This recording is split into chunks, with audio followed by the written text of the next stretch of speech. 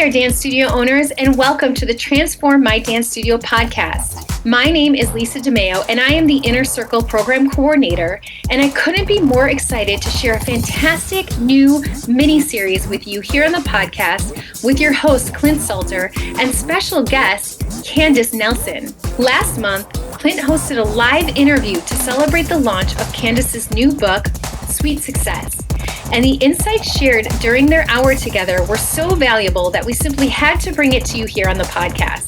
Over this two-part mini-series, you'll learn how Sprinkles founder Candace Nelson turned her passion into a profitable business, one cupcake at a time, while getting the jolt of creativity and clarity you need to take your studio to the next level. We hope you enjoy this exclusive interview and unlock the confidence, courage, and motivation you need to be a successful studio CEO. Guys, I am so excited, just as excited as you are about our session that we have today. We are so lucky and I'm so thrilled to be welcoming the incredible Candace Nelson to our DSOA community today.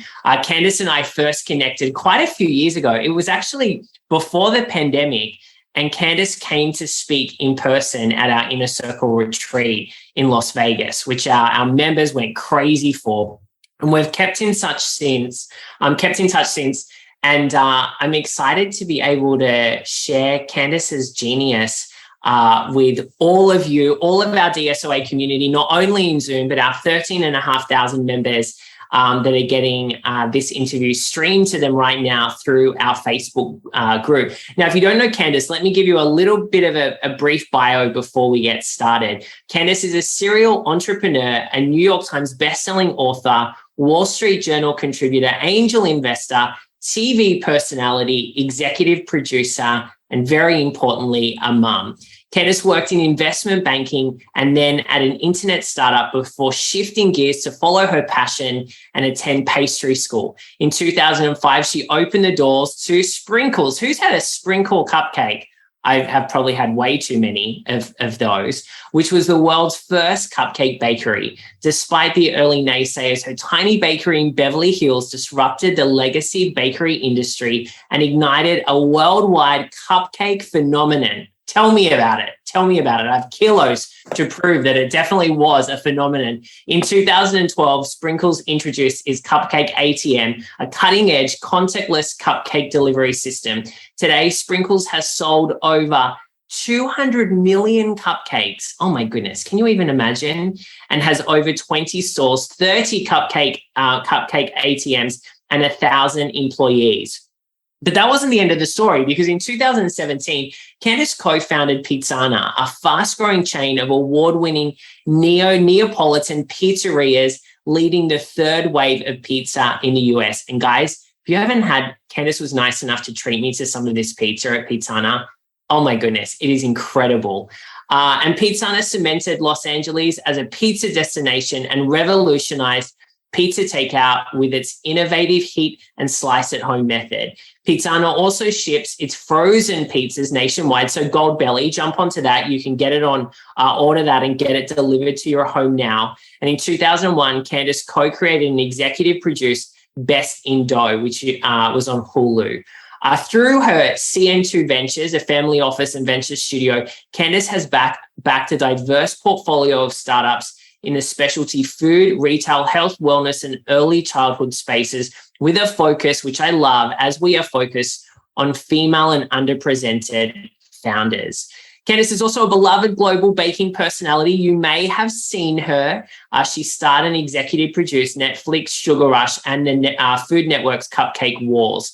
As I mentioned, she's also the best-selling New York Times author of the Sprinkles Baking book, and Candace has a brand new book that's coming out. We've been waiting. Candace, we've been waiting for this book for a very long time, called Sweet Success, a simple recipe to turn your passion into profit. Who here would like to turn their passion into profit? Can we have some yeses in the chat, please? Who would like to turn their passion of dance and children and impacting the lives of these incredible students every single day?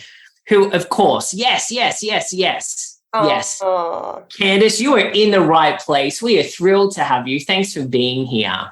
Thank you so much for having me. And when you talk about turning passion into profit, I mean, this is exactly the audience that I'm speaking to in my book. By the way, you guys are way ahead of this book because you've already done it. And so this book is just meant to be a guide for anyone who is entrepreneur, has a passion and wants to turn it into sort of a full-fledged, full hustle, or needs a push along the way. Because as we know, the beginning's always really exciting.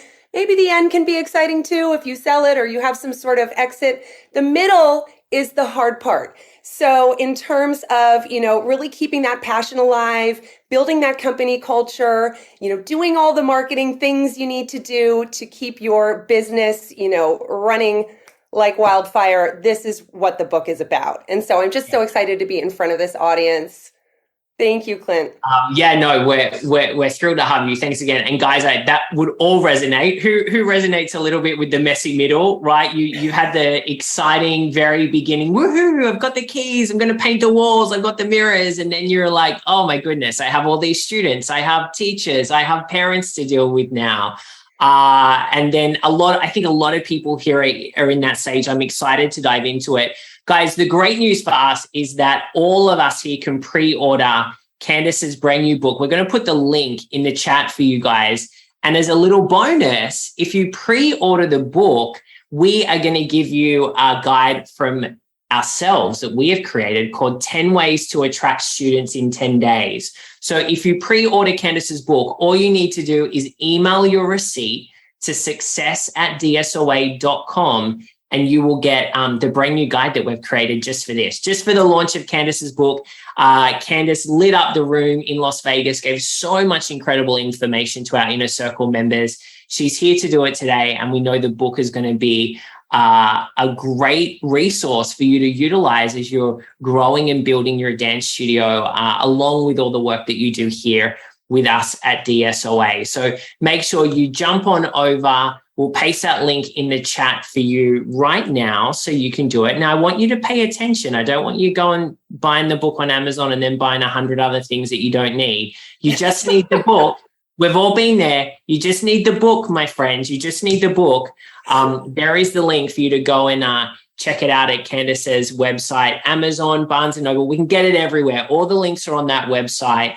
But Candace, you've certainly had a journey. And as I was reading, your bio, and I connected and have known you for a little while now, but even as I was reading it, I was like, oh my goodness, you've done a lot of stuff.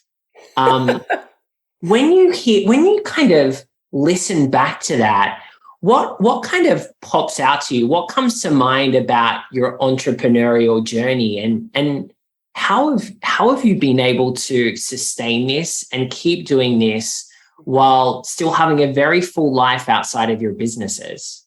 Well, that's a big, meaty question. And I'm just going to start with the fact that I didn't start off as an entrepreneur at all. I came from the most risk-averse household. My dad was a corporate lawyer. He was loyal to two, multinational companies throughout his career. Everything was about being really scrappy and financially prudent, and we didn't take any unnecessary risks. So I started off my career by, plodding along and taking the predicted path and going to school and getting the job. And then two things happened. One was I was actually working at an internet company during the dot-com boom days of the late 90s. And as we all know, well, maybe some of you are too young to even remember this, but the dot-com bust subsequently happened. So I was out of a job. So I was following this path that I thought was just going to lead me to success. 1 + 1 = 2. And all of a sudden, I was out of a job, no security. And then the next thing that happened was 9/11. And everyone remembers where they were that day. It was like there was just a shadow that was cast over all of our worlds. And I remember, it was the first time that I thought, this could all end tomorrow. It was the first time that I really took the time to ask myself what I wanted to do, because that traumatic experience had really crystallized for me that I wasn't doing what I wanted to do. If this all ended tomorrow, would I be happy with what I had been doing and putting out into the world? And the answer was no. I wasn't happy with crunching numbers. I wanted to do something that brought me joy, but also more importantly, brought other people joy. And so it was sort of digging into that larger why and that larger purpose that ultimately led me to finally take that first step off the expected path, that well-trodden path that I just thought if I just kept plodding along, it would get me to where I wanted to go. And I just took a big old left turn and I went to pastry school. And let me tell you what, being in that kitchen with the sunlight coming in, the smell of coffee brewing, getting my hands in there, creating something tangible that I could give to people and watch them enjoy, all of a sudden, there was a fire inside of me and I knew what I wanted to do. I think it's really interesting because you talk about that fire, and I'm sure everyone here can resonate with that. Guys, you've been in the dance studio, you've been teaching at a studio, or you've grown up in your studio and you have that fire to have your own dance studio and build your own community and your own company. But having that desire and then taking action and making something become a reality are two very different things. And you mentioned growing up in a household where there wasn't this abundance of take risks and, go out there and make it happen. So what was that time like for you where you had the realization and then you started to make this become a reality and you ran into roadblocks and challenges? So I'd love to hear that journey for those studio owners that are new into the journey, or they've been in it for a little while, but they're now going to that next level where they need to get a new building. We just had a call with Inner Circle members yesterday, and one of our members is like, I've grown, but I've grown too big. I have wait lists now, and now I need to get a bigger building. And so that's a bigger risk. And so I'd love for you to kind of share your insights into this. Absolutely. Well, I think, obviously entrepreneurship is a risk inherently, but I'll never forget what one of my early Sprinkles customers told me, which was that, in a company, all it takes is one person to lose your job, right? And we're seeing this today. Look at all the people at tech companies, which we thought were, just bulletproof, right? Losing their jobs. Where is this security? But in your company, think of all the customers who love you. Think of all your dancers who just can't wait to come to class and just hang on your every word. They would all have to fire you for you to lose your job. So I just thought that was an interesting reframing about what we take to consider, that what we consider risky in terms of entrepreneurship. It really, if you have built a business where you are giving value to your customers and they rely on you and you are delivering on your brand promises, it's not as risky as we all might think. But you're right. There is ultimately a leap we all have to take. I was on the couch pretty much after I lost my job and ultimately went to pastry school. But it wasn't until I took the leap to start building a business out of my kitchen and then start looking for retail businesses. And there were a couple things that held me accountable. One was I started talking about it as if I already had a national cupcake business. Keep in mind, I was in my tiny West Hollywood apartment working with mixers this big, but I was passing out cards and I was talking a big game, and it would have been pretty embarrassing if I hadn't followed through on that. So there's a level of accountability, just putting it out there, manifesting it, but not just on a vision board, manifesting it for the world to see. Let the world be your audience, right? And then the other piece of this is that enthusiasm, that passion, because not only is that passion going to catapult you to that next step, but you need friends, you need help, you need support along the way. Your passion and that enthusiasm becomes infectious, and all of a sudden you have this army behind you, right? You have this army of customers who just can't help it. They want to tell your story because you're so passionate about it. They want to tell a friend. And your suppliers, your commercial brokers, anyone in your, professional world, all of a sudden they are rooting for you and they're trying to help you. So this fire, this passion, this enthusiasm, whatever word you want to put on it, is not just a word that we throw around. It actually is literal fuel to help you take that leap. And I just want to take a moment to congratulate everyone here because you've already taken that leap, right? You have opened that business, you are working on that business, you are growing that business. And I'll never forget, when first early days of Sprinkles, people would come in all the time and say, this was my idea. You took my idea. And of course, I didn't take anything, right? But they were just saying they'd had that idea too, and they couldn't believe I'd done it and they hadn't. And at first I felt like someone was sort of taking something from me. And then I realized, no, actually, they were sort of spotlighting the difference, right? The difference, there's plenty of ideas out there, but who takes the action towards making it a reality and making it a possibility? There's so much courage and bravery in that. And that's what we need to sort of look up to and support. It's not just about the idea. It's about the steps you take. And they don't have to be giant steps. They can be small. And then you develop the momentum with that enthusiasm. Oh, Candace, you're speaking my love language here. And you talk about, the small steps that build momentum, that create variations of success. Mm-hmm. And so many people probably look at your journey and go, well, it's okay for you. You have this business and that business, and you're investing in businesses now. But I want everyone to hear about, really pay attention to where Candace started and the philosophies that she's sharing with us, because I'm making the assumption that you still adhere to those philosophies today in the businesses that you're building and creating, and that you're passing on to your team members and the entrepreneurs that you work with. Is that correct?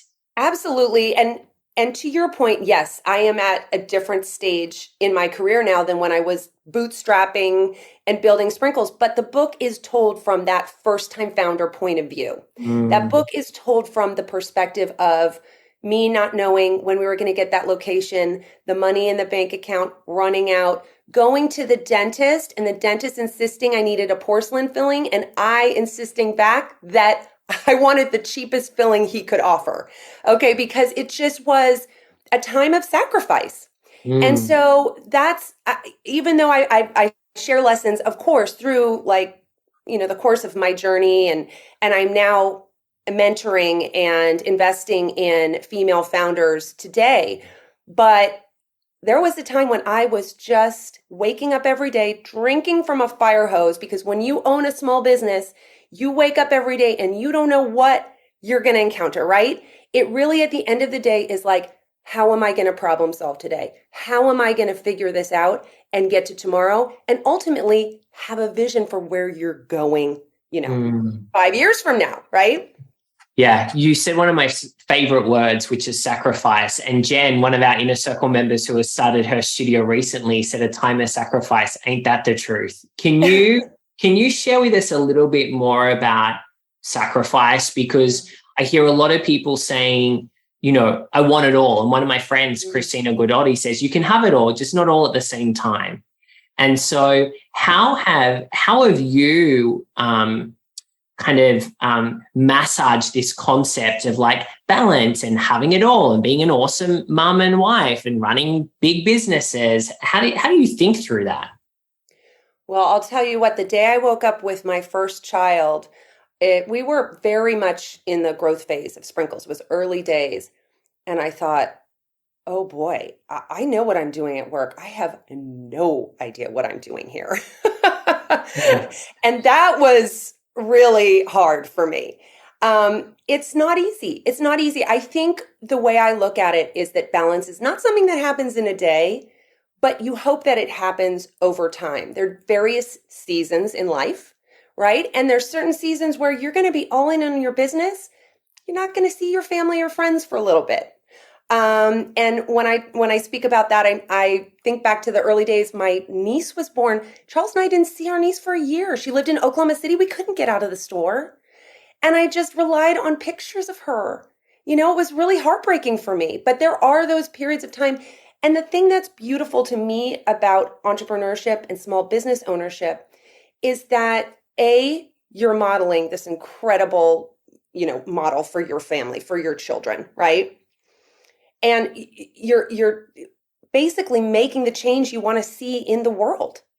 So ultimately, you'll come back to it. It'll pay back in spades in terms of flexibility. At the end of the day, you're calling the shots, and I know you have to be at the class, and I know you have to be, at all the places. But if you put in the time over here, ultimately, the idea is that you'll get it back over here. And what I mean by that is maybe 2 weeks I'll be gone filming a show or opening a restaurant now. But then when I come back, I can say, guess what? I'm going to the Halloween parade at noon on a Wednesday because for some reason it's always in the middle of the day on a weekday. Why do they do that to us? So I think, balance for me is, it's hard. It's a juggle, but give yourself some grace. When I woke up with my first child, I looked around and I realized I had no friends. Now, this is crazy because I'm now known for having an incredible network of friends. We go on girls' trips together. We're all incredibly supportive. We love each other so much. But I literally had invested 5 years head down. I met no one and I had no friends. And I was looking around. I had a child and I was like, I need to make some mommy friends fast. Yeah, you needed to go to the park. You needed a park Exactly. day quickly, Candace. Exactly. I needed to recruit.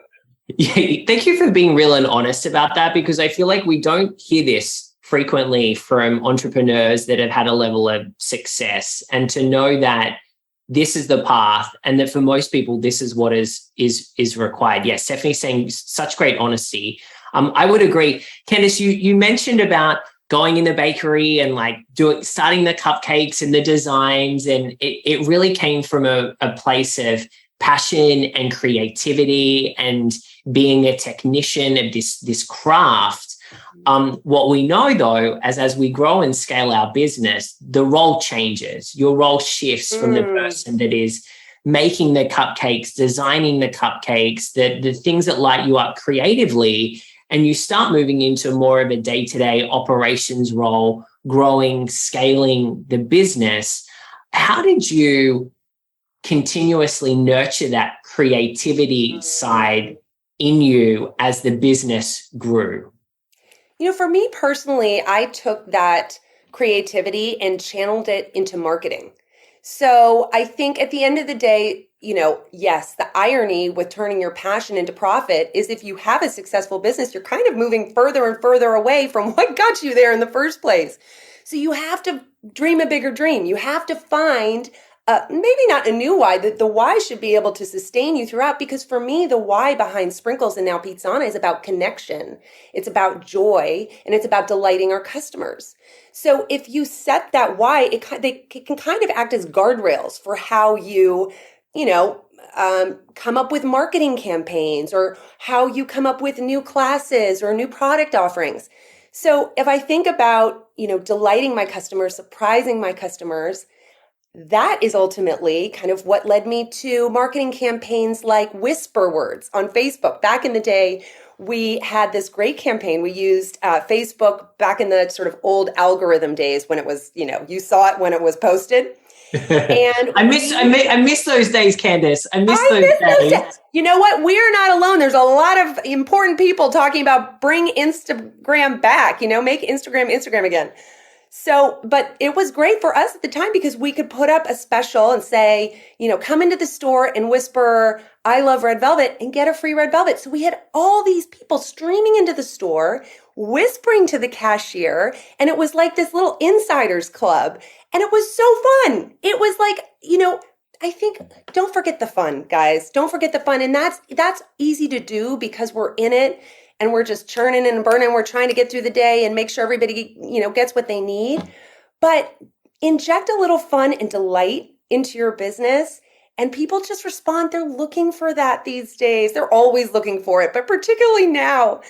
And so, just thinking about my why, which was delighting and surprising and having fun with my customers, that led me to a campaign like that. That led me to, creating the Cupcake ATM. Because I thought, wouldn't it be delightful? Wouldn't it be fun if you could get a cupcake 24 hours a day? And instead of just sort of saying, well, that's a ridiculous idea, moving on, I entertained it and I played with it. And I thought, what if? And so I think, you can take that creativity and apply it to other parts of your business. Sure, I wasn't in there frosting every cupcake, but I'll tell you what. The bakers I trained were frosting those cupcakes a lot better and faster than I ever could. And that is, even though there's loss, there's a little bit of loss in growth. I'm going to be honest there. That's really the dream, right? For you to train someone who can ultimately do it better than you. Bingo. Oh, so good. And I hope everyone here is listening. And we talk a lot about we're teachers, we're dance teachers, we get people to start taking our classes. Everyone has had that feeling of like, they can't do it as good as I can do it. I'm going to keep taking that class. But what Candace is sharing with you here is that wonderful opportunity where you can mentor and train your team to execute on the creative and the craft and do it even better than you. And that is an option and it is a solution. So Candace, I love that you've highlighted that for us because we talk about that a lot. We hope you enjoyed this week's episode of Sweet Studio Success on the Transform My Dance Studio podcast. If you are ready to take your studio to the next level and work more closely with Hillary and our industry-leading team of studio growth coaches, make sure to join our Inner Circle waitlist today at dsoa.com/Inner Circle. You can also join us for free inside the Dance Studio Owners Association, where we have everything you need to grow your studio and reclaim your life. Join us today at dsoa.com/join. And finally, don't forget to rate and review this podcast. These simple things allow us to continue bringing you world-class hosts and guests every Monday right here on the Transform My Dance Studio podcast.